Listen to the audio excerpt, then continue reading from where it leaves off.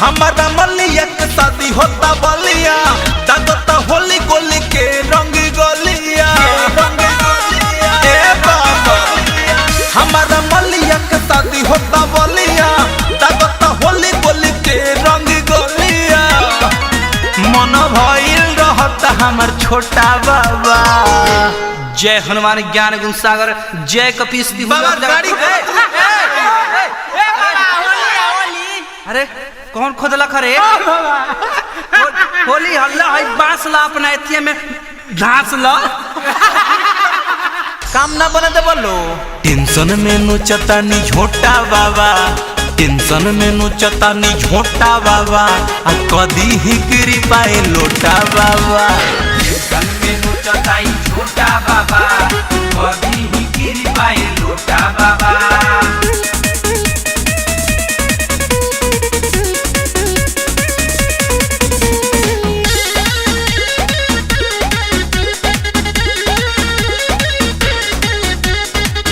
डहकतानी हम संगे डहके पिचुकारी छुलू छुलू लोर गिरे आईनी दुआरी हे बाबा डहकतानी हम संगे डहके पिचुकारी छुलू छुलू लोर गिरे आईनी दुआरी कदम फुटल न पूरल बा कोटा बाबा। ए चेला तनी होली में ज्ञान प्रकट करो तो झार कर झूर कर देह कर पुएरा भर मुठिया बिरल छीटिया ओकरा दुआरा ए बाबा मलिया घींचे लगी तो ले है चाउर आदत बा बाउर माल से दूर रहना तो बहे लागी और दांत मत चिया ध्यान दे टेंशन में नोचता नी झोटा बाबा टेंशन में नोचता नी झोटा बाबा अब कदी ही गिर पाए लोटा बाबा टेंशन में नोचता ही झोटा बाबा कदी ही गिर पाए लोटा बाबा।